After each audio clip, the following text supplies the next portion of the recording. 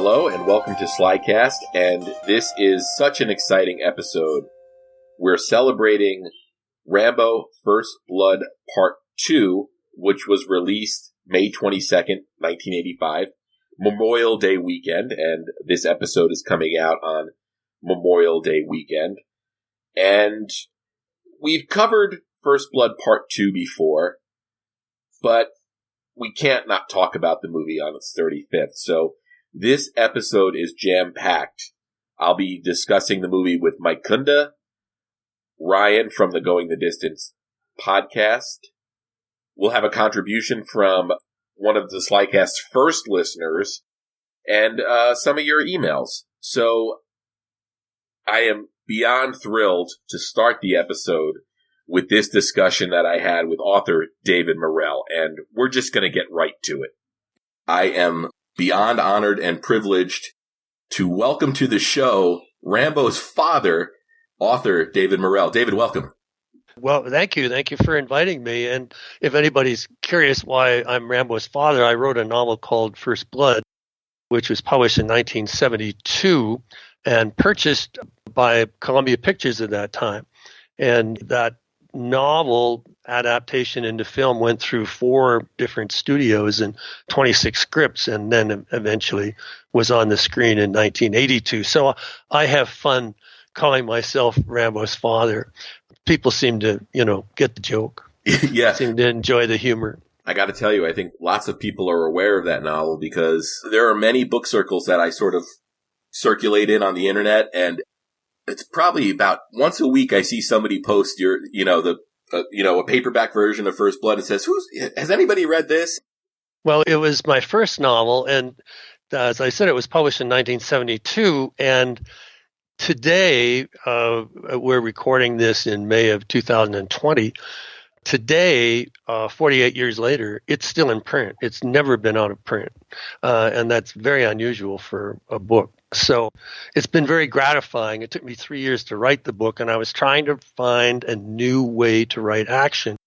At the time, and unfortunately we're getting this again, we have a shot rang out or gun smoke filled the air, even though there's no gun smoke in with modern ammunition. But, there's such a hilarious bad description of action in a lot of books at the time. And as I said, even today. I was in graduate school at the time, and I was doing a master's thesis on Hemingway's style. And I don't write like Hemingway. I don't pretend I'm Hemingway. He was a genius and all that, but you can learn from the best. And what I had begun to realize studying him is that in some ways you could call Hemingway an action writer. The For Whom the Bell Tolls, The Farewell to Arms, 2 major war novels. To Have and Have Not, which is a gangster novel and things of that nature.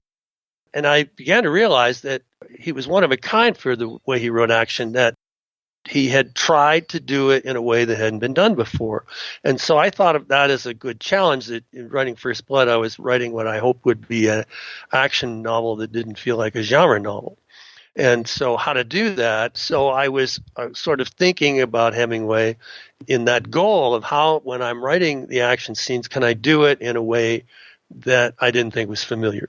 And I think that's one reason why the book is still in print, because amazingly, all these years later, it's still, it's not like I sit down and reread it every night, but, the way people talk about it, it appears that the book still feels as fresh as back in 1972.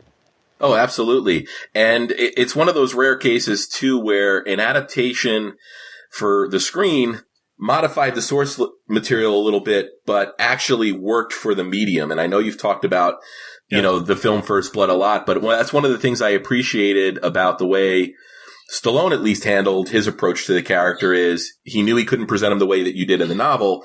And, sometimes I think Hollywood adaptations aren't faithful enough, or they're too faithful. But I think the adaptation of First Blood I think it kind of lands right in the middle.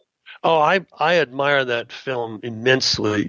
Everyone associated with that did just a tremendous job. Now, it's very odd, as you note, because what we have is a film and a book that have almost the same story. I won't go into spoilers, but there is at least one significant difference between the novel and the film. And also, it interprets the character different. My Rambo is furious about what happened in Vietnam and the way he is treated returning. Whereas the character in First Blood, the movie, 10 years later, history having changed, society having changed, he's a victim. And the difference in that theme caused the approaches to reinterpret the plot. But I don't mind that, because as long as the film works on its own terms, I'm happy. And Stephen King once said to me that he thought I'd been treated about as well as a novelist could get treated because he actually recognized the story. Yeah. Which he said in some cases, not all, I don't want to knock the films, but he said in some cases he couldn't recognize the source material he'd written. And if anybody's curious, on Blu-ray versions of First Blood, the film, I have an audio commentary in which I discuss the book's origins and the similarity and the differences with the film. One of the few times that a production company asked an author to talk about a book, most of the times they forget there was a book involved at all. But I had a lot to say, and I think people will find it interesting. And, it shows my admiration for the film, even though, as you note, they're sort of different. You didn't say this, but it's a metaphor I use. They're different train tracks. Yeah. They're trains, but on a kind of different track. Yeah, absolutely. And I'd say one of the biggest differences was, their structure, of course, but then also the character of Will Teasel. And I thought this might be a good time. I know we recently lost Brian Dennehy. I wasn't sure if you wanted to talk about that character a little bit, and then also Brian Dennehy as a person. Well, I live in Santa Fe, New Mexico, and Brian lived in Santa Fe in the mid-1990s. And I was living here at the time, so I had a chance to speak with him. I was not on set for the first film, so I didn't get a chance to speak to him in that regard, but I found him personally to be an affable, smart man, very friendly. This was in a social circumstance, and I really liked the guy personally. He was big. Yeah. I'm not a big guy. I'm about 5'8", but Brian was big, and I'm also not. I'm maybe 160 pounds, and Brian was probably 190, 200 pounds, big. And like many big men, I'm thinking of John Wayne, he gave me the impression of small feet. That this is not unusual with some big guys, and he, an extraordinary actor. Now, and to slide into the movie, in the novel, what I was responding, writing 1968, 69, 70, 71, I was responding to what I thought was a near civil war that was about to occur in the United States, and anybody who lived then knows what I'm talking about. And those who don't, I suggest you research the Kent State shootings of May 1970, in which student protesters against the war were shot to death by National Guardsmen. And we can get into all the reasons why one and then the other and all this came together and why the Guardsmen might have felt threatened. It's not the point. The point is people were being killed because of the war. Right. And there were in 1968 not 10 riots, not 20 riots, not 50 riots, but several hundred riots in the United States related either to the war or to the civil rights movement, which in its own way was related to the war because an undue proportion of blacks went to Vietnam because they couldn't get the education deferment. Mm-hmm. So what I was responding to was the war coming home. That was my version. And what happens if the Vietnam War occurs in the United States? That was my metaphor. And at the same time, if I was playing right against left, so to speak, so I was playing old against young. At the time, the saying was that never trust anybody if you were young. Never trust anybody over 30. Yeah. And what you had was what was then called the generational conflict, a generational divide in which the young and old had drastically different views about what it meant to be an American and where the country was going. So my police chief had to be older. I saw him as being old enough to be Rambo's father, metaphorically. And Will Teasel had been a war hero in Korea, where he had seen conventional warfare, but Vietnam was like Mars. So when he comes in conflict with Rambo, it's not only a kind of father-son thing, but it's also conventional war against guerrilla war. And with the movie, they became brothers, not father-son. So the movies, and I don't object to this. It's an interesting way to do this. Sly and Ryan were almost the same age. So what you have is it's as if it's in the family, it's between brothers.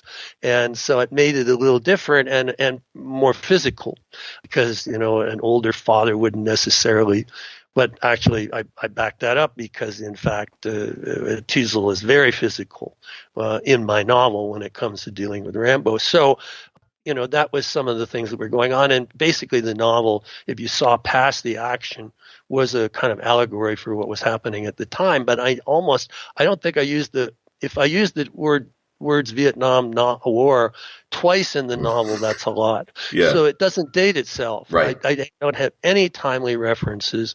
So you can read the novel today and think it was happening now. Yeah. And you've talked about how it's never gone out of print. You've put out versions in the last couple of years where you have a pretty good forward material that covers a lot of behind the scenes on that. Yes. Well, there's a current paperback which has an introduction and a very informative interview at the back. But the editions that I prefer, First Blood, Rambo First Blood Part 2, and Rambo 3, I did novelizations for the next two movies. They were recently, last few years, released by a collector's book company called Gauntlet Press. Right. In editions of 500 signed, numbered hardbacks that had an extraordinary amount of background material in them, which I personally selected from my files. I was a professor of literature. And in the day, when I taught, there was something called the Norton Critical Edition, which would have the text and then a whole lot of other stuff related to it. And so I thought this is my opportunity to do my version of Norton Critical Editions only for the Rambo. So, for example, in the First Blood, I have the original first chapter that was never published. Wow. I have essays and other things and photographs of the locations I visited to write about and things like that. And as the books go on, there are more extras because with the film, there's obviously more material. And so with Rambo 2, I have lots of material. Rambo 3, lots of material. And people say, well, why only 500 copies? And the answer is the extras were from the LA Times, from Entertainment Weekly, from Variety, the show business newspaper, and the licensing arrangement with them in order to reprint these lengthy essays. Right. The one from the LA Times is called The Curious Evolution of John Rambo and tells the whole story, as it were. And then I had footnotes to those articles to correct where I thought that wasn't correct. So it's like a Quentin Tarantino meta kind of interview where there's me commenting on the interviews and what have you. And anyhow, these are wonderful editions. They're somewhat pricey, I believe at $50. But anybody who cares about these films or my work, my books, would find these indispensable for understanding the background. And for Rambo 3, there's an essay about the fall of Carolco Pictures, for example, from Entertainment Weekly. And there's also an essay from Variety saying how Rambo 3 became, at that time, the most expensive American movie ever made. So, I mean, big stuff. So anyway, the First Blood's all sold out. You can maybe get it on the collector's secondary market for extra money, but there are still a few of the Rambo 2 and Rambo 3 books with this wealth of stuff and available only from the publishers. So if people care, Gauntlet Press. Yeah. At gauntletpress.com, and go to the authors section, look under my name, and then all this stuff will pop up. Yeah, I'll provide a direct link to the author page there on Gauntlet Press. And I think it's a great time to sort of segue into Rambo First Blood Part 2 and your novelization. So the First Blood comes out. It does what it does theatrically. At what point are you sort of contacted about Rambo First Blood Part 2, and how exactly did you get involved in writing the novelization? Well, let's start with the unique production company, Carolco Pictures. That was run by two men, Andrew Vanya and Mario Casar. And Andy, I had conversations with Mario, but not as many as I had with Andy, whom I liked a lot. He's no longer with us. And Andy would call me when they were filming First Blood. Now, no producer does this. Right. This is like, what on earth? It's the end of the world kind of, never happened before kind of thing. Andy would call me and say, we're prepping First Blood. We're thinking, this was one conversation, we're thinking of moving it from Kentucky, where the novel is set, to the Pacific Northwest. And the reason we're doing that is we're going to film in Canada, and we have a better financial arrangement up there. We can make the film for less money look as good. But we don't want to jump into something without thinking about it. And is there a reason? Imagine the producer acting the novelist. This is unheard of. Is there a reason why the story cannot work if we translate it from Kentucky to the Pacific Northwest? A very valid question. And my answer was, go ahead. There's no reason why it won't. There's no geographical necessity for it to be there. So those were the kinds of conversations I had with him. And he would send me pieces about, articles about how the movie was progressing. I got a case of wine, and you don't get this from production companies either, believe me, and what have you. So on Rambo 2, in the contract, when I sold the rights to Columbia Pictures, who sold the rights to Warner Brothers, who sold the rights on a contingent basis to another company, and then Carolco picked it up because it had gone back to Warner Brothers. In that Columbia Pictures, it's the document, I have the exclusive rights to create books about Rambo. Okay. No one else could write a novelization. So Andy phoned and said, we'd like you to do a novelization. Now, in the day, in 1984, this would have been, for an 85 release, the novelization format was extremely popular. Oh, yeah. And the reason for that was, it's hard to imagine now, but the reason for that was, at the time, you could not readily rewatch films that you were fans of. Mm-hmm. The VHS format was just being released, and these were by and large, you could only purchase them, and they were very expensive. Mm-hmm. I remember buying a copy of the VHS of First Blood in a damn pan and scan format for like $40. Yeah. And I had to go to some effort to buy it. And then we had video stores came along, and that ate into a little bit into the novelization market. And then, of course, when DVDs came along, but that was some time later, why would you want a novelization if you could watch the movie readily? So publishers did not any longer, with rare exceptions, commission novelizations. But in this case, Carolco saw it as an opportunity to promote the film. And in fact, I'll skip ahead, when the book came out, it was with the press kit. Wow. So the book, along with the press kit, were handed out to all the journalists. These guys were real smart. Mm-hmm. So Andy said, "You're the only one that can do it. We want you to do it." And I said, it wasn't a respected format. Basically, the rule was that you got the shooting script and you didn't vary from it. Mm-hmm. And basically, you described a lot of stuff and you described a lot of interior, this is what they were thinking, but the dialogue and the action had to be verbatim as it was in the shooting script, which is sort of like writing as a photocopying machine. Yeah. And I really wasn't interested. And then he sent me the script, which was, it's been a while since I looked at it, but my recollection was it was about 86 pages. And scripts have a lot of white space, but this had a lot of white space. And it had lines like, now, I don't know what the reading script was, but the shooting script had lines like, Rambo jumps up and shoots this guy, Rambo jumps up and shoots that guy. So I said to Andy, I don't think this is for me. And then they said, we really need this.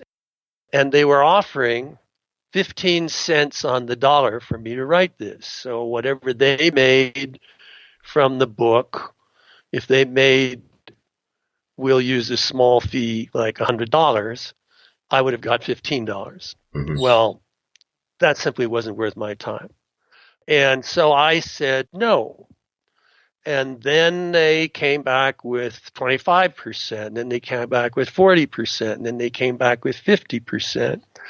And then they came back with 85% that I would keep. And they would get the $15 or whatever. And I still hesitated because it was not a respected form. And one morning, it's fun to reminisce about this. One morning, the doorbell rang as I was getting ready to go to class. I said I was a professor, and it was FedEx, the start of, home delivery of that sort. And there at 8 o'clock in the morning was a videotape of a promo they were preparing for Rambo First Blood Part 2. And so I had time before I went to class, and I popped it in, and it was Rambo's helicopter attack on the POW camp and shooting the towers and Jerry Gold. I love Jerry Goldsmith's music and everything, Uh-huh. And Jerry's music is booming away, and Rambo jumps out of the helicopter, and he's got it's a smaller version of the submachine gun, of the M60. Actually, I think the M60 is a full machine gun. Mm-hmm. So it was done, and I went upstairs, and my wife was feeding the kids to go to school, and I said, this is going to be a big movie. So I started thinking a little bit more about this, and I got back to them, and I said to Andy, all right, I've got two issues. One is I can't be hampered by this photocopy thing of I'm just going to copy, Rambo jumps up and shoots this guy. I just don't know what to do with that. So I said, I need the freedom to interpret the story. And one example would be that in the movie, it's alluded to very briefly, you really have to pay attention, that this is the POW camp Rambo escaped from that set up the novel and the movie First Blood. Right. So that's it. You wouldn't know from anything in the second film that he was going back to the prisoner of war camp from which he escaped. And surely to God, he would have some emotional reaction. Surely there'd be some trauma that he was reliving. And so I said to Andy, this needs to be explored. It's not in the movie, but I want to dive into it. And there were other examples. And then I said, but even then, I don't know if there's enough here for a book. Do you have anything else I can rely on? And that's when the glorious announcement was made that they had commissioned a script by James Cameron. Okay. Which was not used. All right. So why wasn't it used? It's almost the same story. If you compare the two stories, they're almost the same. But in Cameron's version, the two significant differences are that Rambo is seriously psychologically disturbed. It begins in a mental institution where Rambo is in a dungeon where he keeps knocking out the lights in his barred cell. And the guard says to Troutman, who in the first scene visits him, the guard says he thinks he's the fucking Prince of Darkness. Well, so the second thing was that Rambo in the Cameron script had a sidekick. Yeah. And this sidekick almost certainly, I mean, you won't find any confirmation of this, but almost certainly it was going to be John Travolta. That's what I've read, yes. Because Sly had directed Travolta in the sequel to Saturday Night Fever, yeah, Staying Alive. Staying Alive. And I guess they got along. I mean, it's impossible to read the script and not say that's Travolta. And when the movie got made, Travolta, or the sidekick, whatever, he was young, he was sort of playing it for laughs. Rambo had to help him along. He was cute, and all that disappeared. So I said, all right, I'll do the novelization, but this is what I want to do. A third of it will be Cameron, because there's wonderful stuff in this script, particularly the opening in the mental institution. Also, Cameron does not explore the fact that Rambo's going back to the POW camp where he escaped from. So I said, also, there's a lot of stuff I want to add, so that probably when this is all done, the novelization will be 1/3 shooting script, 1/3 Cameron, 1/3 me. And they said, fine. So I wrote the novelization under a lot of duress because this had taken a long time. I had to write it between Thanksgiving and just before Christmas in order to meet the publishing deadline. I was teaching at the same time. Oh, wow. But it was so wonderfully creative because now we're no longer dealing with this disrespected format. This is now what a novelization could be if you were faithful to the movie, but you were faithful to everything else around it. And the novelization was on the New York Times bestseller list for 6 weeks. So, I mean, I really had a lot of fun doing it. I look back on it with pride, but there was the problem of the fact that maybe we should say it, Rambo dies at the end of my novel. Yes. And he died at the end of the first cut of First Blood, but a test audience said, no, we want him to live, so they reshot the ending and he lived. And then the producers told me they had not thought about sequels, but holy cow, now they could have them. Yeah. So I was in this quandary, and finally a novelist friend of mine, Max Allen Collins, perhaps best known for The Road to Perdition, and his Dick Tracy comic strips. Yeah, I know him from the Quarry books. Okay. Yeah. So well, Max is a great guy, and he lived in Iowa, and we crossed paths, and he said, it's simple, David. Just have a note saying in my novel, Rambo died in the movies he lives. Okay. Easy peasy. Easy peasy. So that's what I did. Oh, that's great. So let's fast forward to the movie coming out. And so you had background knowledge of what was going to occur in the script, but what was your initial reaction when you sat down and watched it in the theaters? Well, it's a fun movie. Now, we have to realize that the Rambo of my novel is different from the Rambo of First Blood, the film. The Rambo of 2 and 3 is different from the Rambo in First Blood, the film, and my novel. The Rambo in Rambo 4 is closer to my novel than any of the films. Yeah. And the Rambo in Rambo 5 bears no resemblance to any Rambo that I recognize. Yeah. So there are lots of Rambos. So allowing for that, and the famous line, "Sir, do we get to win this time?" Mm-hmm. Which was a sort of symbol of the Ronald Reagan presidencies. The world had changed. The 70s defeatism was now, the 80s was something else, a kind of regrouping of America. And Ronald Reagan indeed talked about Rambo a lot during his press conferences, using Rambo as a kind of model for his presidency. Well, anyway, the film, I just loved the hell out of it. It was so funny. It's like Indiana Jones in the sense that it resembles a Saturday afternoon serial, where every 5 minutes the hero seems like he's going to die, but he somehow gets out, he's rescued, whatever. And I mean, the fight in the helicopter sort of reminded me of fights on stagecoaches in westerns. Yeah. And with Rambo with the knife and the bow, it's a Tarzan movie, and so it's kind of Tarzan and a western, and it's just one of the great action films. With a lot of humor. It's not realistic by any stretch. And I'll give an example. I was at Fort Bragg, which is where special forces are based in part.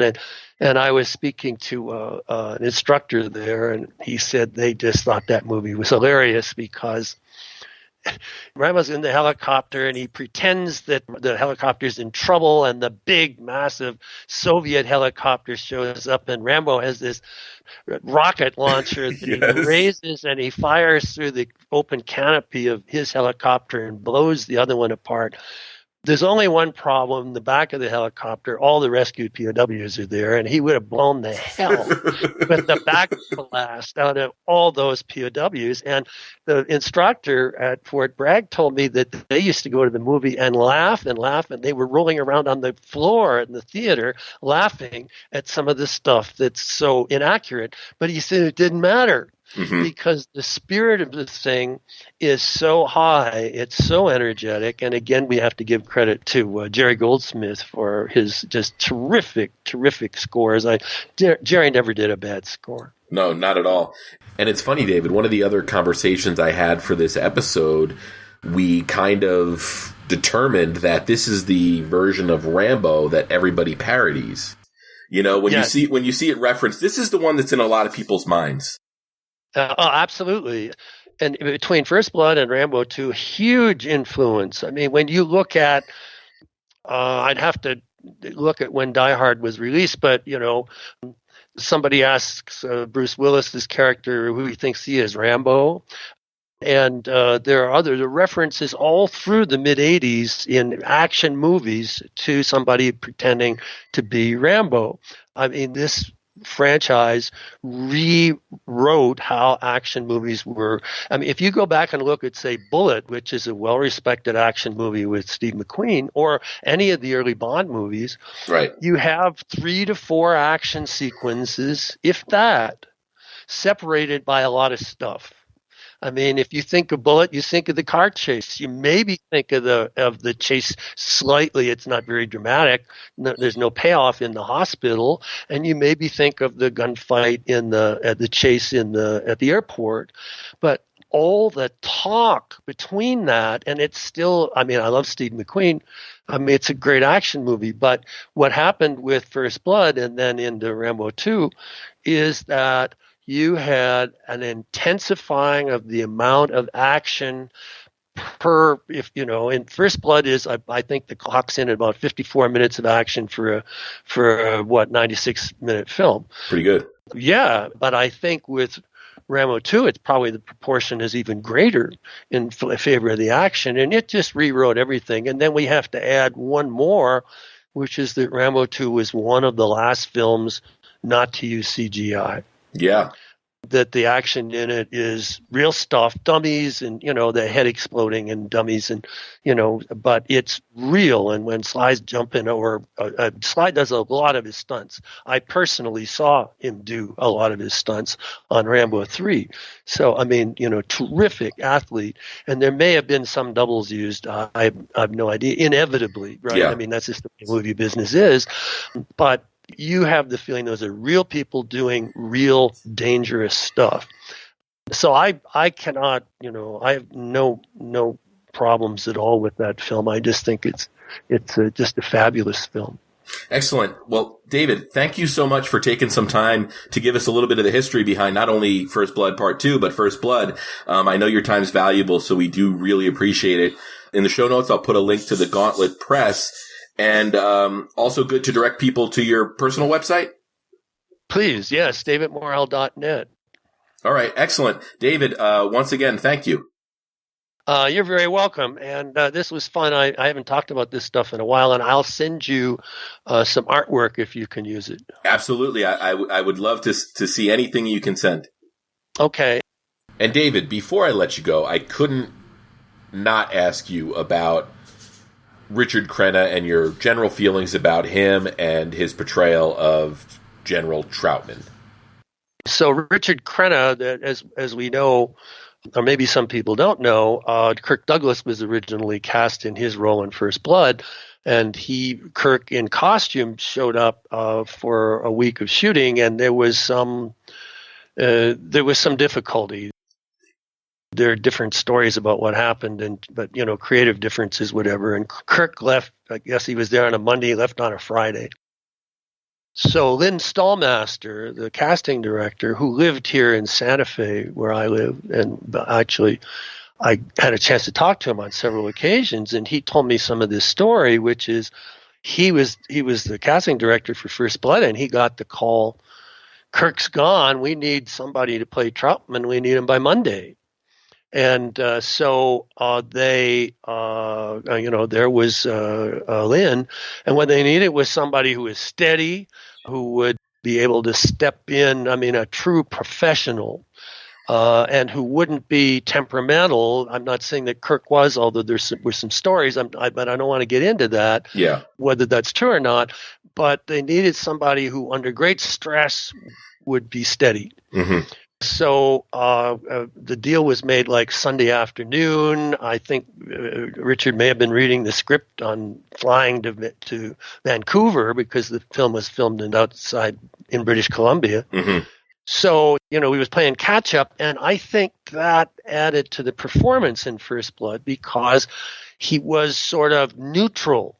Was he cheering for Rambo? Was he, who was he? In my novel, he sees all this as fascinating. Mm-hmm. He taught this guy, and then all these National Guardsmen and all, and in the back of his mind, he's sort of thinking, I could handle this. And the system in First Blood destroys Rambo. That's the part of the allegory, and mm-hmm. there's some discussion about that theme in First Blood between Brian Dennehy and Richard. All right, so now we get to Rambo 2, and now he's sort of in the role more, and there's a moment at the end that I really admire, where Rambo has gotten the POWs back, the helicopter has landed, he's jumped out, he's got the weapon, and Troutman blocks Rambo's entrance into the hangar. And Rambo looks at him, and Troutman looks back at him. And then there's the slightest, Richard denied this to me, but I think he just didn't remember years later. Yeah. There's the slightest nod that Richard, i.e. Troutman, gives to Rambo as if giving him permission. And steps here, and then Rambo goes in, and it's that nod that I think makes the scene. Mm-hmm. And would Rambo have charged past without the nod? I don't think so. Right. He's still his commanding officer, right?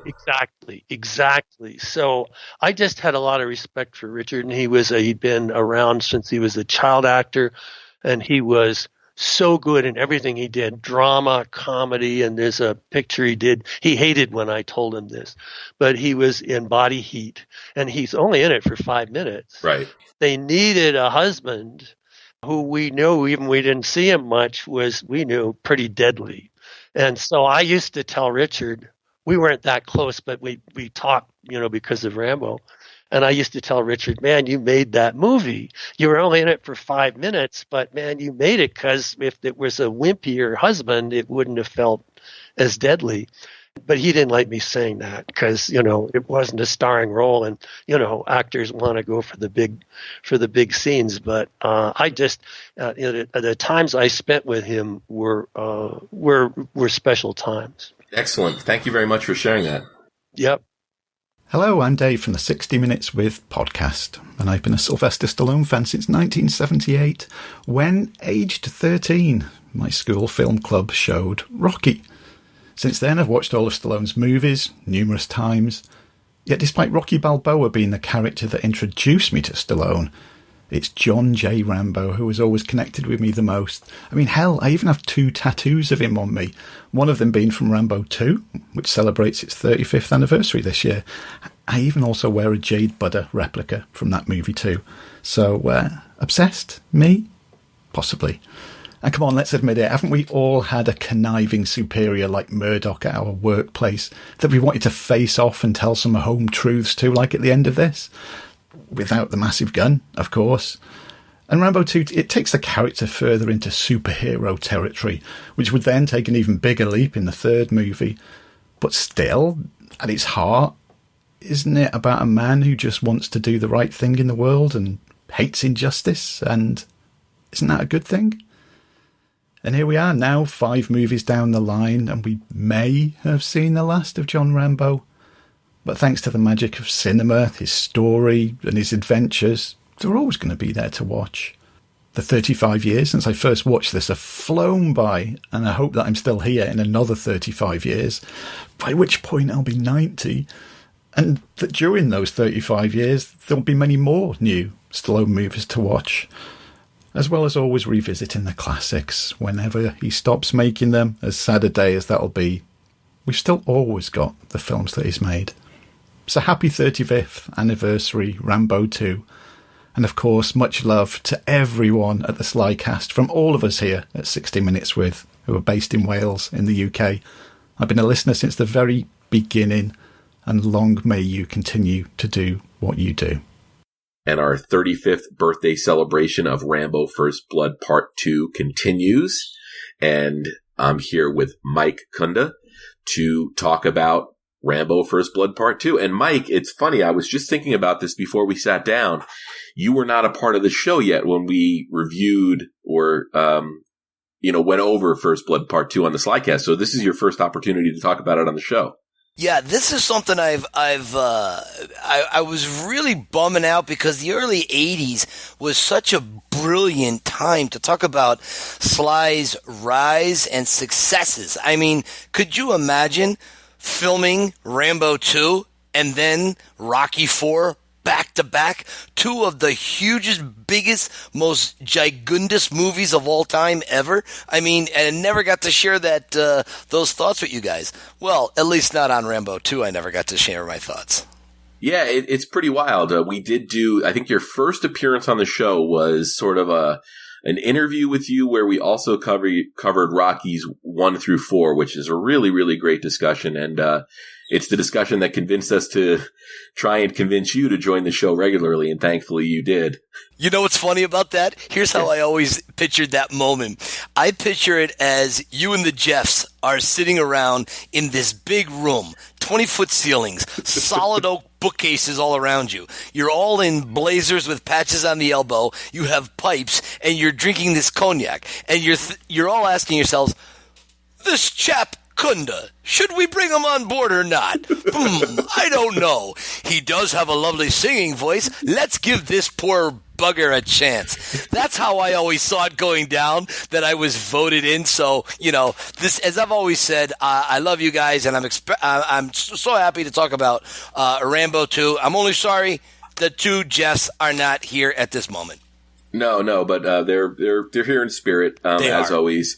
So one thing I was thinking about this morning before we sat down, Mike, was, Rambo, the character of John Rambo, has had a wild, strange journey, after being introduced to audiences, cinematically at least, through First Blood.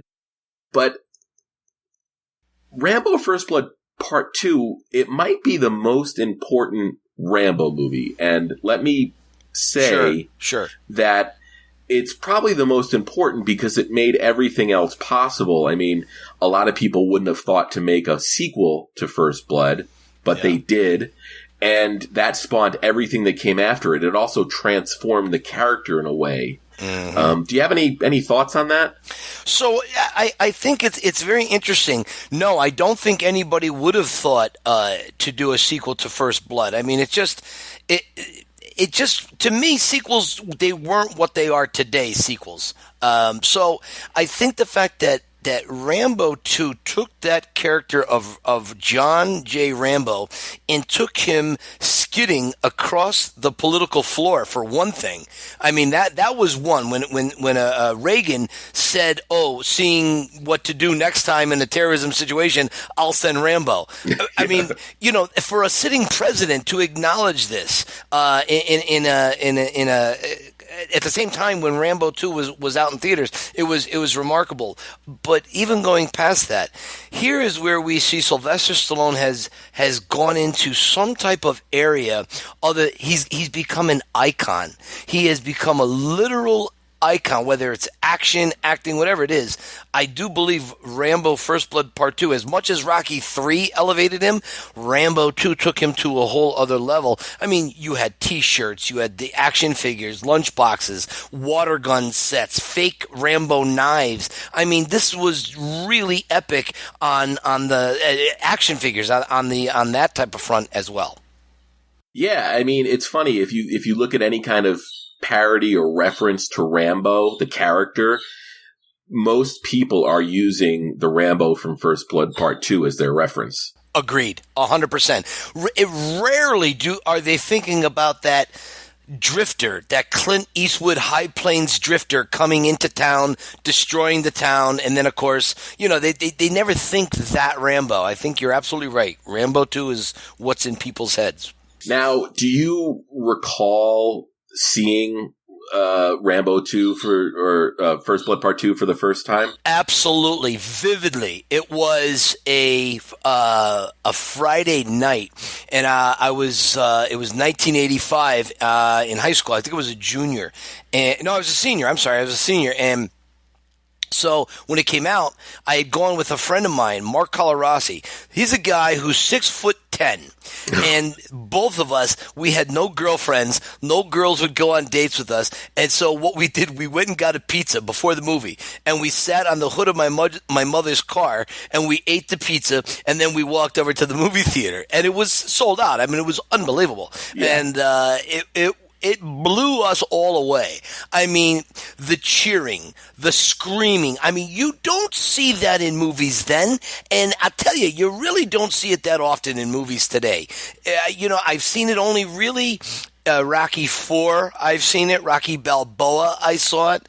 I saw it in the last Rambo, not Last Rambo, Last Blood. I'm sorry, I meant the fourth Rambo. That you really saw it, and the Star Wars movies. People were so into this, literally believing this John Rambo was this one-man army. We really had never seen anything like it. I mean, it was a reinvigoration of the action genre, I think, as far as films go. Oh, absolutely. And I think one of the main things to key in on here is, I've stressed it a lot on this show before. It's a theme that we've talked about a lot, but it's the fact that Stallone, as a filmmaker, as a creative type, knows what to give audiences.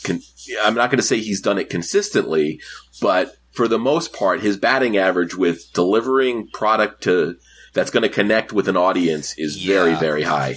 Very much so. Very, very much so. He really, really gets it. There are many times where you'll see a Stallone movie where he phones it in. He really does it. Even in some of the other movies where they don't live up to it, it's still, he himself is very engaging to watch. Yeah. And I mean, there's a handful of those films where, you can sort of see that maybe Sly was there more as an actor instead of, a screenwriter or a director, or, he just didn't have that creative input. Right. But yeah, I mean, First Blood checks all the boxes, or First Blood Part 2 checks all the boxes in terms of delivering, just a great, great popcorn movie. Yeah. Oh my God. I remember Hugh Downs and Barbara Walters on 2020. They did an hour-long special about Stallone and Rambo 2 when it came out in 1985. I still have it on VHS somewhere. And to me, it was the epitome when at the end of the episode they showed Stallone as Rambo on the sampan. I think that's what they're called, the boat where he stabs the guy and he shoots early in the movie and he has to jump off. You made it, Rambo! Okay, yeah. So, of course, the acting, maybe Caballo's acting, Julie Nicholson wasn't exactly the best acting in the world, but, it was still doable. Anyways, there was a scene that they showed on 2020 where Stallone was actually writing the script of Rocky IV as he's on that sampan dressed as Rambo.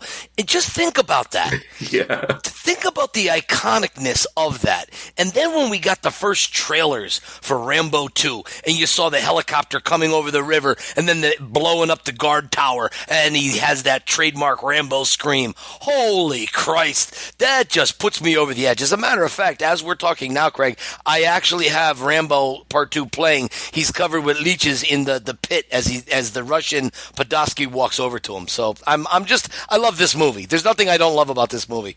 All right, excellent. No, yeah, no, I mean it's really a hard movie to not like. Yeah. You hit a lot of sequences there. Are there any key sequences that really jump out at you when you watch the movie as just ones you can't wait to see? So we all know Sly is the king of the montage. So when he does the blow up montage next to Jerry, was it Goldsmith, right? Jerry Goldsmith's great score, yeah. Of course, brilliant score. So when he's blowing everything up, right, and he does the scream and everybody, it was just, to me, that is so damn iconic. But one thing I wanted to mention, I never realized this. Troutman tells him at the fence, if everything goes right, Johnny, there'll be a presidential pardon in this for you. I never realized that was given to him. I don't know why I never saw that before. So I thought that was kind of interesting. Now, we never saw Rambo get that presidential pardon because, of course, he walks off at the end and he stays in Thailand and he works at the monastery. And so we know what happens. Does he get that? Is there some news footage that, Vietnam veteran John Rambo was given a presidential pardon for blowing up a town in the Northwest? I wonder that. It's fascinating to me.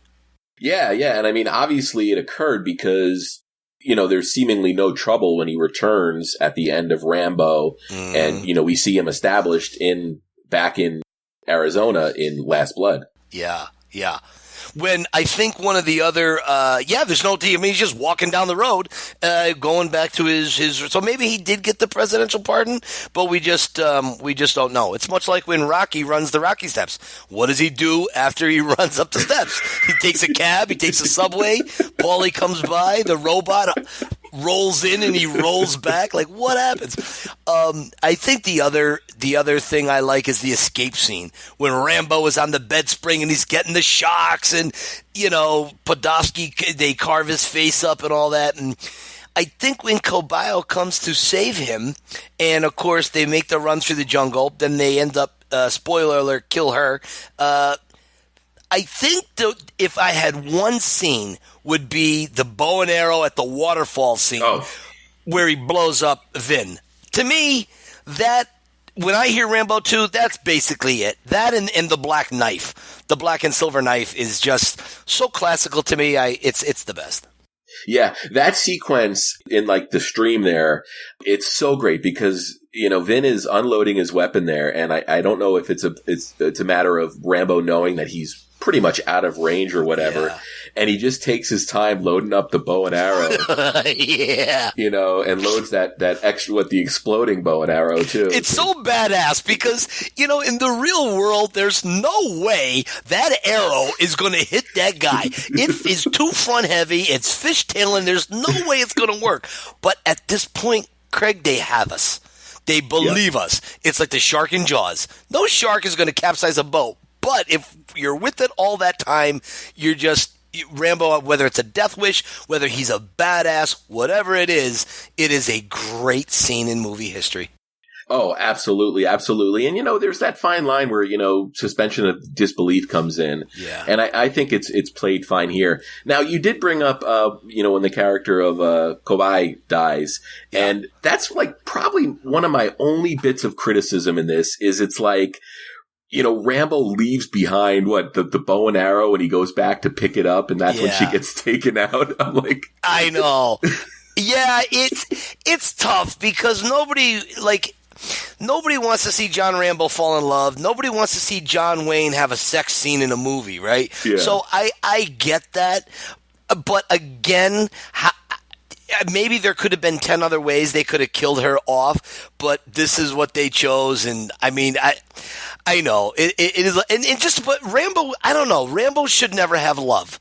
Yeah. Rocky can, once Adrian dies, Rocky cannot find another woman. That's just the way it is. His one and only love. The rules of Cosmos will say Rocky cannot get another love, and I just don't think Rambo should have love either. I don't think he was made. His mission on Earth is not for love. It's for war and fighting. So that might be a little cheesy, corny on my end. Maybe people would disagree with that, but I don't know. That's how I always saw it. No, not at all. I think you're completely on point there, Mike. I mean, Rambo as a character seems like somebody that sort of has embraced isolation almost. Exactly. So let's look a little bit at the cast. Sure. We had Richard Crenna return as Troutman, and I mean, I can't imagine a sequel to this, to First Blood where you don't bring Troutman back. Yeah. But we also have some exciting new faces. We have Charles Napier, who plays Murdoch. Exactly. our good villain, if you will. Yep. Stephen Burkhoff, who a lot of people probably remember from Beverly Hills Cop, plays Podolsky. We already talked about Julia Nixon, and the great Martin Kove as Erickson, who is just like a great sort of chicken shit character, right? I tell you what, I'm going to digress here for a second because I have a great Martin Kove story. Mm-hmm. So I was doing a Rocky gig, and I was at one of the Comic-Cons in Philly, and Kove was there signing. And it's kind of weird because he doesn't have anybody around him. He's got to set up his own table. He's got to charge for his own pictures. You know what I mean? Yeah. And it's kind of like a little cheesy. Martin Kove is probably one of the nicest men I've ever met in the Hollywood business. When I was all done, I went over to him, and he saw me dressed as Rocky, and we had this great thing. And so we're talking for about 15, 20 minutes, and obviously Karate Kid. And then I started segueing into Rambo and Erickson and all that, and how he said he and Stallone had really hung together in their early days. They had been such good friends that it really was a good teaming. He felt it was one of his prouder moments in movie history. So at the end of this talk that we had, right next to him was Johnny Lawrence. Okay? Oh, yeah. What's his name? Billy. Oh, goodness. Whatever his name. We all know who he is. So, so Cobra Kai. So we're talking back and forth, and he takes my camera, and we took a picture together, me and Martin Kove, and it was him, the bad guy from Karate Kid, the blonde-headed kid. What was his name in the movie?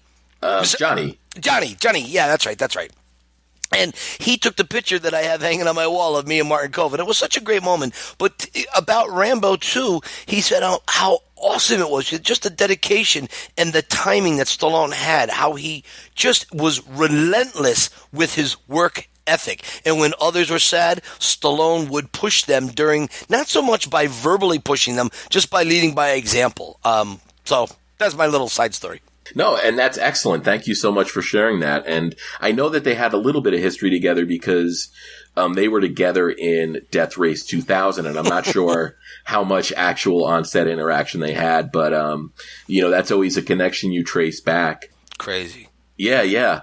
And that's also a good little indicator, too, about how you said, Stallone leads by example on set. And I think if you don't have that kind of drive or personality on a movie, you're just not going to get results. I mean, there needs to be somebody there that, whether it's the director, somebody needs to be the sunshine in the storm.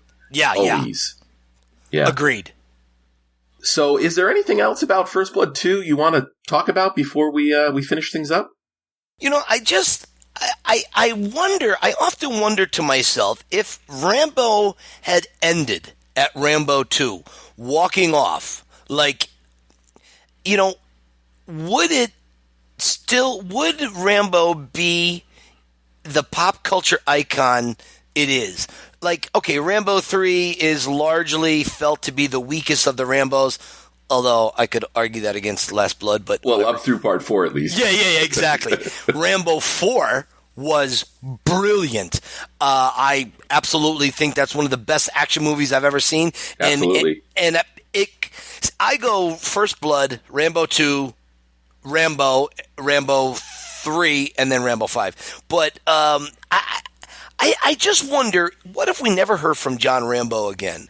What if that was it? Would it look back on as this mythical creature, Rambo? He's still out there living amongst us, walking the streets, but we don't know because it's kind of like, I don't know, it's this ethereal thing. I don't know. I always think of stuff like that. No, yeah, and I think so, Mike. I think that he would have remained an icon in sort of popular consciousness just because of how impactful First Blood Part 2 was, and I think it would be a movie that is remembered. How about you? Do you have a particular moment about Rambo 2 that sticks out more than others? For me, it's when he's on the radio with Murdoch. And I mean, if there's a scene in a movie where a guy pisses his pants, it's got to be that. I mean, exactly. The way that scene is shot, where you've got the lightning and the thunder, and then just the way Murdoch sells it, it's just a great scene. And then also the big helicopter face-off, that is the height of absurdity in that movie, probably. But it's just such it's such a well shot scene. It's like a car chase, but with helicopters. Let me ask you this. What's the difference? Why, when Arnold or Van Damme does a quote unquote Rambo-like movie, why does it not live up to the Rambo 2 type of POW rescue? What's the difference? Is it the filter on the camera? Is it the actor in question? Is it the script, the music, all of it, some of it? What do you think? I think it's probably all of the ingredients, but at the end of the day, it's the character and the actor performing the character. And that's not to take anything away from Van Damme or Schwarzenegger, who have both turned in great performances. But in those movies, it's like you can just take stock action hero character and drop it into a script. Whereas First Blood Part 2, it needs John Rambo, and John Rambo is a big ingredient in that secret sauce. If Rambo doesn't blow up the town in First Blood, if we don't feel his pain, if we see, because he's not a super soldier in First Blood, he's a Green Beret who goes through hell and is very determined. If First Blood doesn't happen, could Stallone come out with Rambo 2 without a First Blood, or does he have to have First Blood first? That's an interesting question, Mike. I think you could actually make First Blood Part 2 as the first entry in the series. Right. Especially coming off of Rocky 3, where I think people were ready for these kinds of movies from Sly. It was the 80s. Yeah. But I think in terms of the character weight that you were talking about, by no means do you really need to see First Blood to appreciate and understand First Blood Part 2. I think the opening scene of that movie establishes, Rambo did something he wasn't supposed to do. He got locked up, and now this is his chance to get out. Yeah. And it's funny. I mean, I can sit down and I have sat down and watched First Blood Part 2 without watching, the other movies. Whereas, Rambo Part 3, I would never watch unless I was marathoning those movies. That makes you're somewhat better than I am, because the only way I would watch Rambo 3 now is if Kim Jong-un had captured me in North Korea and I was giving away state secrets. That would be the only way they would torture me, by putting fishhooks in my eyelids and watching Rambo 3 or Last Blood. But hey, listen, let's not get bogged down in the negativity, Craig, okay? Oh, yeah, no, absolutely. I would actually say, Mike, that if somebody really wants to have a good sort of Rambo experience, watch First Blood and watch Rambo from 2008, and you've got a great story. Agreed. And then you can do Rambo First Blood Part 2 as sort of an isolated movie and have just a great sort of popcorn, action adventure night at the movies. Yeah, I would agree. One of my all-time favorites, and it's definitely a top 5 desert island movie, provided there's electricity and a DVD player. And a TV. Yeah. All right, Mike. So this was a lot of fun, and I know we've talked about it to death, but I'll never stop talking about it with you. It's The Pretender, which is your documentary. Thank you. That's, it's available everywhere. We've talked about it. We'll talk about it again. It's available on Prime Video if you have Prime. I think you said Vimeo, Tubi, all kinds of places. And I'll include as many links as I can here in the show notes. But you're a beautiful human being, my friend. Appreciate it. I really value the fact that you're a part of the show. Aside from The Pretender, is there anything else? I know we're kind of still in a weird time as a country right now, but is there anything else you have going on? You remember the scene in Die Hard 2 when John McClane has to light the flames on the runway for the planes to land? Yeah. And they're all circling, right? They're all just circling. Yeah. So I'm just waiting to get to Philly and do my tours. Because of The Pretender and because of Sly's generosity in promoting it, and we've been doing a lot of podcasting and interviews and so on, we've gotten to a point now, I have gotten hundreds of people who are sending me emails and messages. They cannot wait to come take my tours. And I'm trying to just stay relevant, and I'm trying to just bide my time and get to Philly so I can just keep doing my tours because I love hanging with the Rocky fans.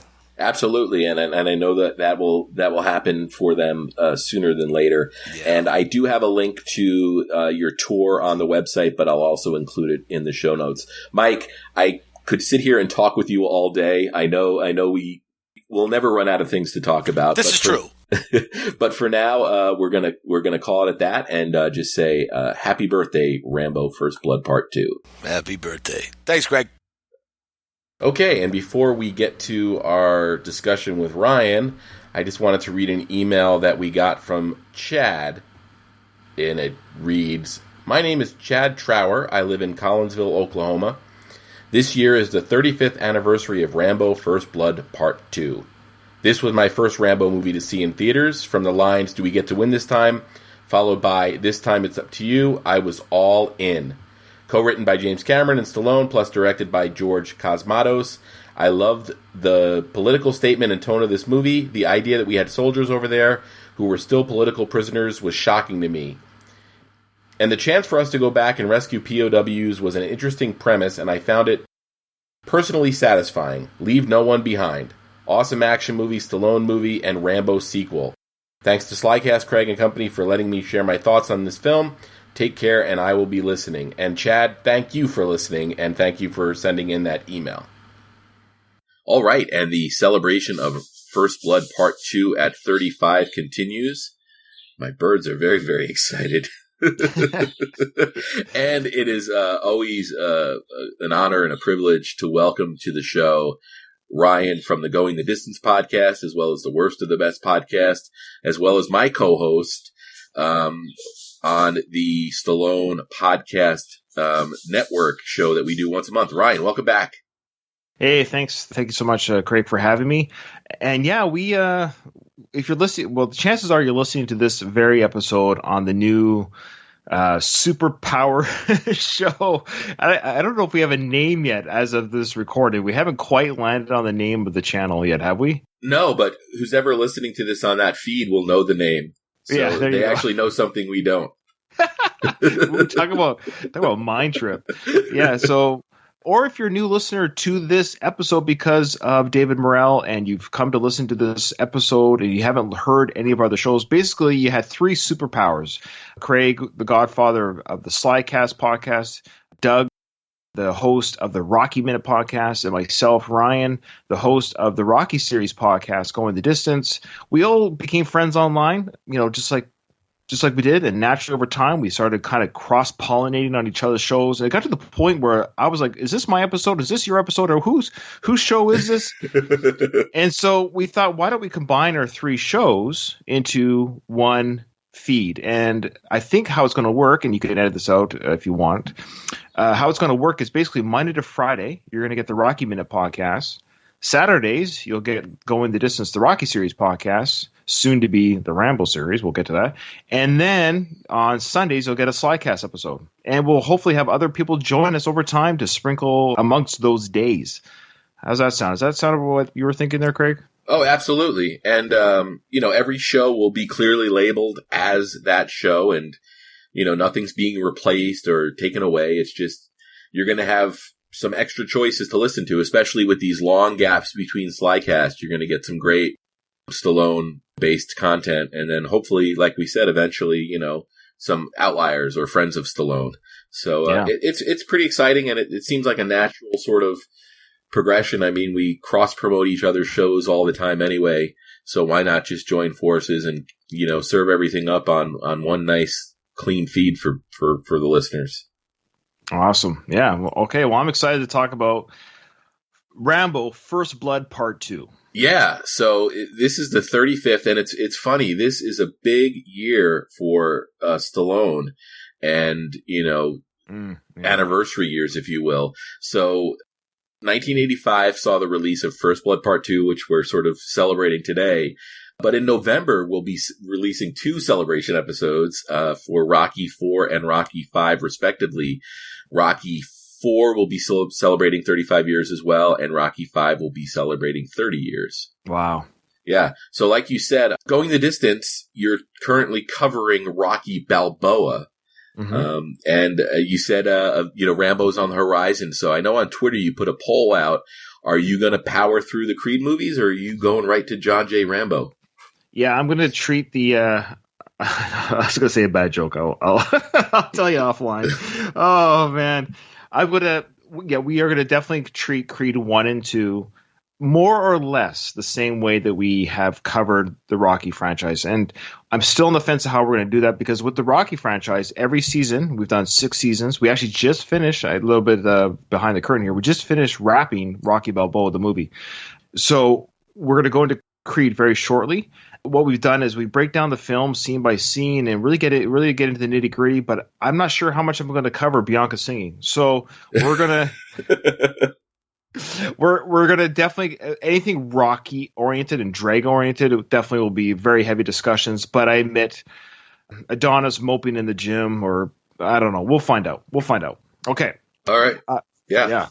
Oh. So that being said, yes. Once we've wrapped up the Creeds, it's gonna morph into the Rambo series podcast. But all the Rocky coverage will still be in that feed for people to go back and listen to, and it'll be labeled as such, but the episode's names will change too. You ready for the name of the episode, the podcast name for the franchise change? You want to hear it? Let me see if I can guess. Okay. Do we get to win this time? Oh, that's a good one. No. It's a long road, the Rambo series franchise. That's perfect, Ryan. You are great at coming up with names. Thank you. Yeah. Thank you. So yeah, I think this is officially the first time I've said it on the air, so I think it's kind of special I'm doing that here. Oh, well, and I thank you for that. Yeah. It's a long road, the Rambo series franchise. Okay. Yeah. No, you're committed. And this isn't actually the first time we've talked Rambo. I think I know that we did that reaction episode together where Sly had released the photos from the set of Last Blood. Right. And I know you did a dedicated Last Blood review for the Going the Distance podcast. So this isn't our first time or your first time talking Rambo. But specifically, I don't think I've ever heard you talk about First Blood Part 2 unless you covered it, you know, in a tertiary manner on the Last Blood review. But do you recall the first time you saw Rambo First Blood Part 2? Yeah, so it's interesting. The Rambo series, and I'll talk about this on my show when we cover it, but I will say for now, it's between Rocky and Rambo. The Rambo series was a series that I saw in actual chronological order of release. So I saw First Blood on VHS back in the day, and then when Part 2 came out, I was 10 years old, still too young to be taken to the theater to watch it. But my parents, bless their hearts, when it came out on VHS, we rented it on a Friday night, and I'm telling you, I have never not loved this movie. Yeah. Like, there's just nothing not to love. Yeah, it's funny. I talked to earlier in the episode. I talked to David Morrell about it, and I believe, and it's funny because I should know this. I was there for all these conversations, but Mike Kunda was the one that sort of brought it to the surface. Was First Blood Part 2, the Rambo and Rambo First Blood Part 2 is the one that everybody thinks of. It's the one that gets parodied. It's the one that gets referenced. So I think it's probably the most popular Rambo movie out there. Want to hear my take? Yeah. First Blood is the Rocky of the Rambos. First Blood Part 2 is the Rocky 4 of the Rambos. Rambo 3 is the Rocky 5 of the Rambos. Rocky 4 is the Rocky Balboa of the Rambos. And Last Blood is the Creed franchise. I kind of like that analogy. I'm not too sure about the Creed connection because I know the Creed films have been polarizing, but I don't think they've been nearly as polarizing as Last Blood was. It's hard to actually pigeonhole Last Blood with another one of the films, but that's kind of how I see the Rambo films. Yeah. No, that's a great analogy, and it's interesting because you can imagine that Sly was in a certain headspace when he made this and when he made Rocky IV, considering they were, I don't know how close the productions overlapped, but I do remember my conversation with Mr. Morrell where he talked about, it was Kunda talking about there being a 2020 special where you saw Rambo or Stallone in character or in the getup on the set of First Blood Part 2 writing notes for Rocky IV. That makes sense because he has shorter hair for 4. Yeah, so I can imagine that the headspace that Sly had to be in there to sort of juggle his two big babies. I can imagine that those occupying certain similar headspaces and kind of hitting similar notes. I mean, you could say that 1985 is the year that Stallone single-handedly defeated communism. Yeah, absolutely, and started the Taliban. We'll get to that. That's Rocky. That's Rambo 3. My apologies. We'll get to that when we celebrate Rambo 3. My apologies. Sorry, spoiler alert. My apologies. So, what exactly is it about First Blood Part 2 that really resonated with you? Oh, man, really quickly. I know we've already eaten up a lot of time here. Right away, of course, Stallone's physique, his absolute brutality, everything from the opening scene that he's in prison. I remember just that opening scene in prison, and this is before I watched things on the internet, of course. It's 1985, so there's no spoilers. The fact I saw my character, the character that I love from First Blood in prison, I was just like, oh my goodness, how is he going to get out of this? And then Troutman, and then their conversation at the fence, and do we get to win this time? And there's a part of me is like, yeah, because he lost in First Blood, just like Rocky did, And so it was an amazing idea that we got to unleash the Rambo, and and then just everything with the girl, Poe, was her name Poe? I can't remember. Kobai, yeah. She's hot, by the way. Yeah. Just everything, the betrayal from the U.S. government, the hiding out in the mud, the explosive bow and arrow. I mean, the explosive arrows. That just, as a kid, I was 10 years old when I saw this. My mind couldn't fathom exploding arrows. It was the superhero Rambo films, and I ate it up as a child. And of course, I can look at it as a 44 adult, and I can see whatever the silliness may or may not be. Yeah. I don't care because the 44-year-old Ryan is enjoying the film because 10-year-old Ryan did, and I don't want to take that away from my childhood experience. That this movie was just the right amount of awesome and pre-CGI. I just love how this movie is. It ages in some ways because it is 85. Yeah. But it doesn't age in a lot of ways because of all the practical effects. Yeah, and it's funny. We talked about it earlier in the episode, but one thing about CGI, and like any other tool in a filmmaker's tool belt, it has its time and place, and I'm sure it saved a lot of time and maybe even some lives. Rambo First Blood Part 2 did lose a production member in an explosion. But the thing about practical effects to me is you watched it on screen and your eyes knew that what you were seeing was really happening. Somebody was getting thrown 25 feet in the air due to an explosion or a car was really rolling. And in CGI, your mind is processing what it's seeing, but it knows it's not real. And that somehow, that takes away a little bit. It's really kind of interesting who handled this film. George P. Cosmatos. Yes. A really oddly career that he had. He's passed away a while back. Yeah. But he's directed two of my favorite films, Tombstone and Rambo Part 2. Yeah, and not to speak ill of the dead, but it's also possible that he didn't really do too much directing on either one of those movies. I know. That's what's amazing. This guy has such his name is attached to two incredible films, but rumor has it, of course, probably Sly directed a lot of Part 2, Rambo, and Kurt Russell on Tombstone. So who knows? But to me, I find it kind of funny. Kevin Jarre was one of the story writers for First Blood Part 2. Also wrote Tombstone, didn't he? Yeah. He was actually the original director on Tombstone too. He was fired, and that's when they brought in George P. And lastly, you have, of course, a little bit of screenplay from James Cameron and Sly himself. The James Cameron stuff, I don't know what part he contributes to the. I'd have to do some digging. Well, no, you'll know as soon as you listen to this episode because Mr. Morrell covers all of that. It's interesting because if you really think about it, like, sequels were still pretty young, too, when First Blood Part 2 came out.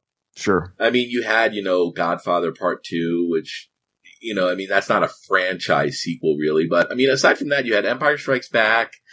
But, tentpole there weren't as many. Yeah, compared to now, there wasn't many. Yeah, nowadays it's expected that if a movie does well, it's going to get a sequel. But back then, First Blood came out, it did what it did, and then, I don't think anybody expected there to be a sequel. So it's interesting to watch the movie there too, because it's really, and we talked about how this is sort of the parody of Rambo that everybody knows, but it's the reason that we're sitting here talking about this movie. Or talking about this character. If First Blood had been a one and done, we would have covered it on SlyCast, of course, but I don't think the character would resonate with people as much as it did, if not for First Blood Part 2. Absolutely. I've got nothing but good things to say about Part 2. There's never a dull moment. You're never bored. The only bad part, and this is a spoiler alert for when we get to the end of that season. The weakest part of the whole film, unfortunately, was Sly's delivery of the Rambo speech at the end of Part 2. For whatever reason, in First Blood, amazing. Well, blood over me. Yeah, I don't see your legs. It's amazing. And then, but then when he's talking to Trout, I want what they want. Yeah. I know. And it's just like, okay, oof. It's a little bit of an oof. I got to admit, it's pretty bad. Sly is a great macho man. He just exudes testosterone, and I love it. Masculinity, I love it. That's why you go to these films, especially in the 80s. Like, I'm not going to lie to you, as a 10-year-old kid, of course, I worshipped him. He's a god to me, right? Yeah. He took on an army, and he had the physique of a Greek god. And of course, as a kid, this is amazing. Because I was into wrestling back then too, right? So all these men with the big muscles and everything. That's as kids, you're just like blown away by human beings like this. But I admit, I think even as a kid, I was kind of like, oof, that was a little bit weak. And then he walks off, and I'm like, where's he going? Like, does he have any supplies? Or is he coming back? Is he just going for a walk, or is he going to come back and get his stuff? I don't know where he's headed. So, anyways, we find out that he goes to some was it Thailand or something? Thailand, yeah. The stick fight with people. But, anyways, we're getting ahead of ourselves. But that, to me, was the weakest part of the film. Other than that, it's I give it a 9.9 out of 10 for fun. It's a great film. All right, so you said the scene you're least likely to be excited about when you're watching the film. What's the scene that really gets you pumped when you're watching this movie that you can't wait to come on? Oh, if you don't say this is your scene, then you're lying. You're not a Rambo fan. It's the freaking part where he's standing on the cliff, and that guy, the Viet Cong guy, is shooting at Rambo. For whatever reason, every shot to me, he's just a bad shot. The weapon's misfiring. I don't know, but he's not. Do you think he was out of range? No, that wasn't that. What, the bolt's out of range, but the arrow's not? Come on. I love it. It's almost like Rambo just kind of knew, like, oh, if I get shot, I get shot. I mean, it would be kind of embarrassing because I'm doing this in real slow motion, but. That to me is the best scene in the film. If you don't think that's the best scene in the film, I don't know what Rambo film you're watching. Yeah. And then right after, that cannon, that barrel of gasoline explosion drops on the cliff, and then of course Sly or Rambo jumps off that cliff, that great stunt with the fire behind his feet. So you have that segment right there between him taking out that guy who shot his girl, right? Yeah. And then the explosion behind him from the helicopter above. That sequence alone is worth the price of popcorn. Yeah. No, it's hard to argue with that, Ryan. In terms of the cast, I mean, we already talked about Stallone and, Richard Crenna's return. Is there anybody you want to talk about? You already talked about, Julia Nixon, who played, Kobai. But what about Murdoch or, Podofsky or the great Martin Kove as, Erickson? Well, yeah, those are all great, but Charles Napier, who played, Murdoch. Yeah. Murdoch was the Teasel character for this, and both did a great job. Different character arcs and different personalities, but boy, they both played off just that and how they despise the Rambo character in their own elements of first from a Korean veteran in the police force. Now you have a government official with some sort of military record as well, but kind of now working for that sleazy U.S. government and how Rambo hates both systems and you have to have a good actor to hate, and the fact that we hate Murdoch and we understand Rambo's anger towards him, it's great. And when Rambo says, "No, I'm coming to get you," Murdoch, I'm coming to get you. Yeah, with the lightning and the thunder. Yeah, I guess that's another scene. There's too many great scenes. That's another scene people would argue there's a great scene. I see. Maybe that one would be the one people talk about.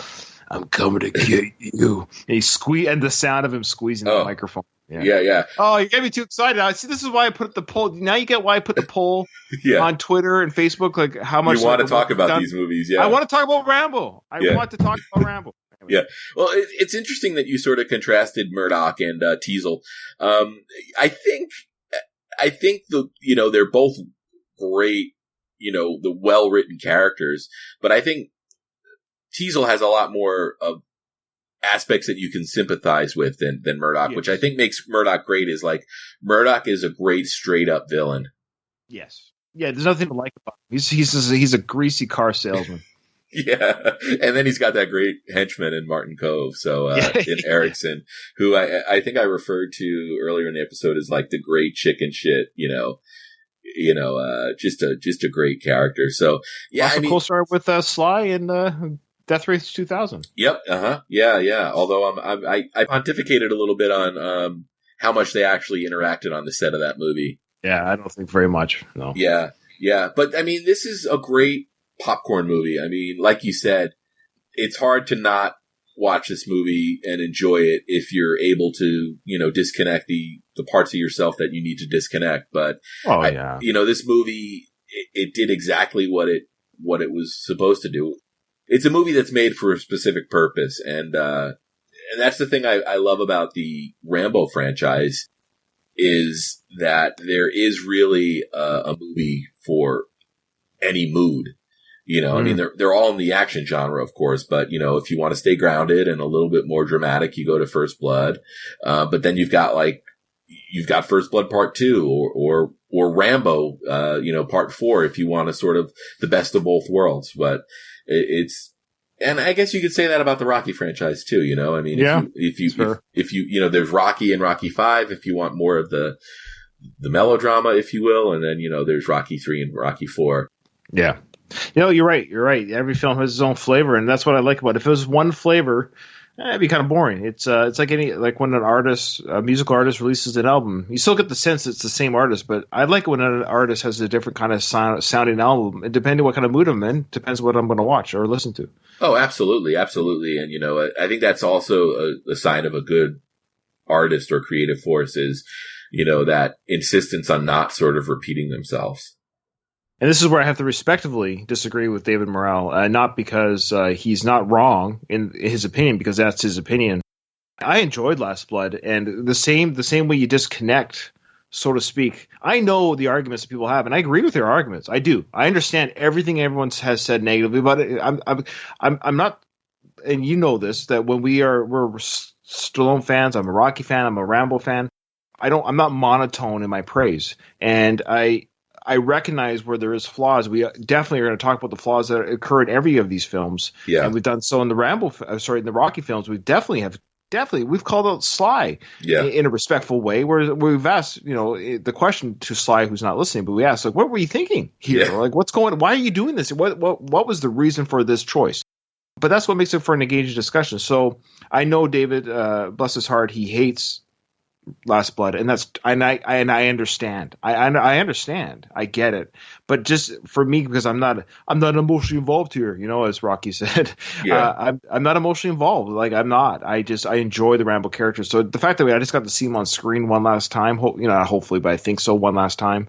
I embraced it. I admit, I just kind of geeked out and said, you know what?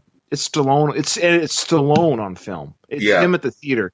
And I think that's the thing too. Is I'm just watching my favorite icon on the screen, and I don't know how many times we're going to get to do this with a marquee movie. Oh yeah, no, I would agree with you there, and I look forward to being a guest on The Last Blood.